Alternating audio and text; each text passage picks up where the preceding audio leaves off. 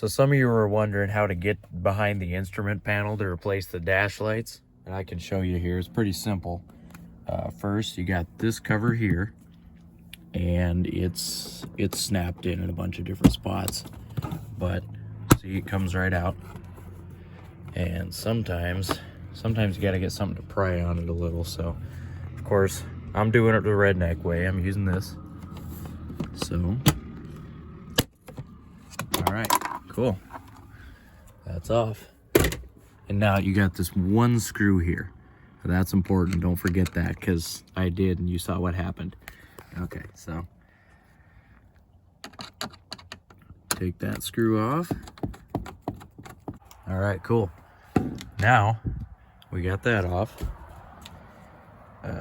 Tilt the steering wheel down and pull. That's simple.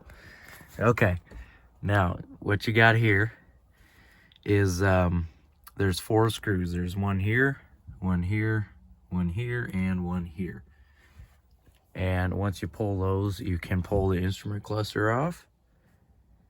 Okay, so now we have those bolts out. Let's pull this out here. And this is for the beeper and the tachometer. I figured that out. I was like, unplug that thing and stop having it annoy me all the time, but nope, lose the tack too, and then the auto start doesn't work.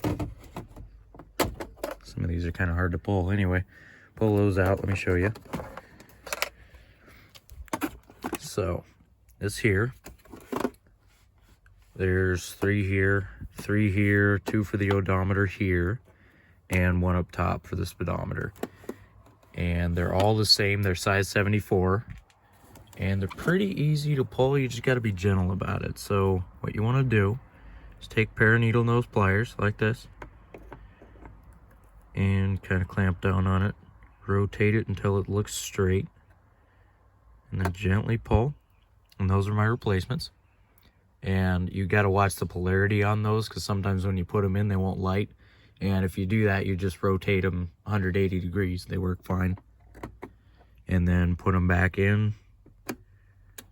Same thing, is be gentle about it, and it works just fine. And I found that for the lights in this car particularly, you always make sure, let's see if that says, let me see if I can focus it on it right.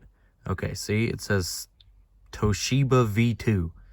Now that's got to be facing down, like towards the bottom of the car when you put it in, because otherwise it won't fit right. So pulling the incandescents out of this, these sockets, they were all pretty much stuck in there, because they've been in there for what, 16 years. And I had to break most of them to get them out. Some of them you can get out if you're really careful, but for the most part I just ended up breaking them.